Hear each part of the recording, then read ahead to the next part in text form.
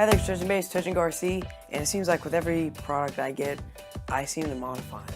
And speaking of modifying, we're going to be modifying the RC28, and we're going to be modifying the battery on it. We're going to be ripping out the old one, putting in a new one that's much bigger, and yeah, hopefully get much longer drive times, which we will probably, but yeah, so let's do it.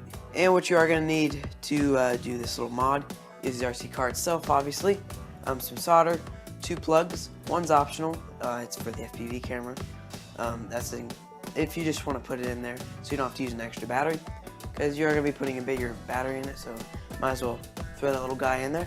And you're going to need your soldering iron. So yeah, so let's get started. So now that we've established what we need, we can move on to the first step of this process, and we are going to need to take out 9 screws.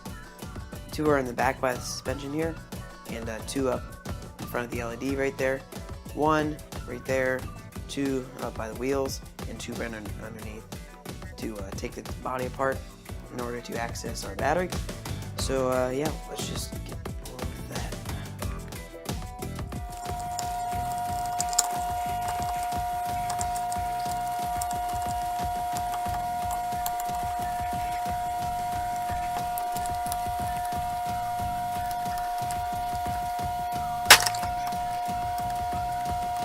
Alright, now that we have it all taken apart, we can pop the top off here and pop the board off. And wow, this really, hold on, good. Alright, there we go. And underneath is your battery, 150 milliamp. So a decent size, but you know, we want to make it run longer, so why not? Yeah, we'll get it propped up on a little jig and we'll get started with taking our battery off. Something that you can do before you get started with soldering is you can unplug the servo right there. You can unplug that little guy so you can remove all this. Just something else you won't have to burn. There. Now we can just move that to the side, and all we have is this. We'll prop it up on our jig now.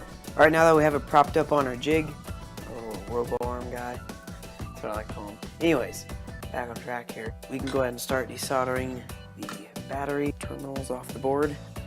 And what I'm going to do is I'm going to desolder each one, or one at a time, and then solder one of the plug on, so I don't get the polarities mixed up, because I don't think they're labeled on the board. So we'll grab our little power lead here, and then we'll desolder negative. I'll just start with the negative. There we go. Then I'm going to wrap that in tape. So now that we have the negative all taped away, ready to go, I will grab my power lead and take the negative, solder it right up into the negative, just like that. And then I will do the same to the positive, making sure not to ground it or anything. That's something you definitely want to do, just like that. And I'm actually going to tape this up. And you can save this, because chances are this is probably still good. You can put a little connector on it and save it for something else. Alright, so we've got the battery tucked away, nice and neat. Now we can solder the positive, just like that. And that is actually all you need to do for swapping out your battery. You just need to supply the power to it, obviously, put the battery on. And if you have an excessively large battery on it, like I do, chances are you probably won't be able to fit the hood back on. And I don't really care, because I don't really care what it looks like, but yeah, just keep that in mind. So yeah, anyways, let's put on the FPV.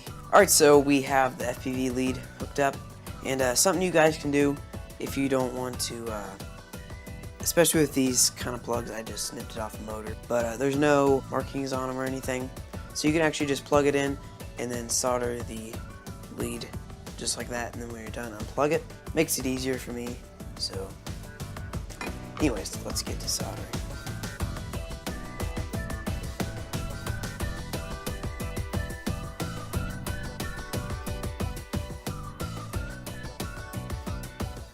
There's number 2. And then, as you can see, we can just unplug this. Sorry, my hands are in the way. And they'll be going the same way with correct polarity, and nothing will smoke, which is always nice.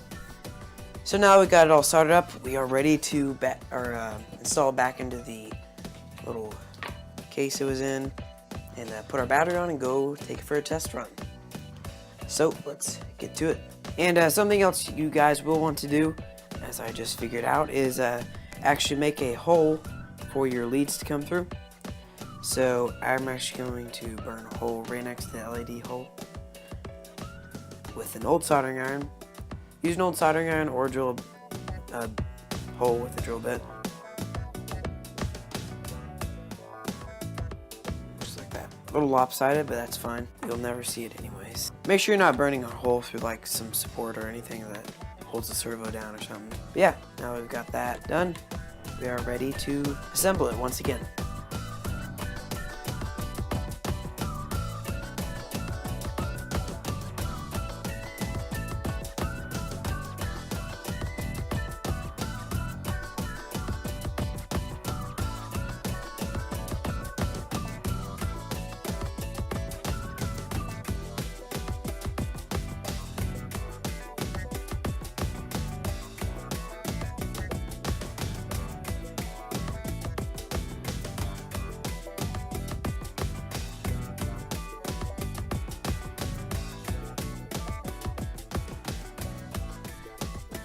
So I'm finished driving this little guy, and I got close to over an hour of drive time on this little guy.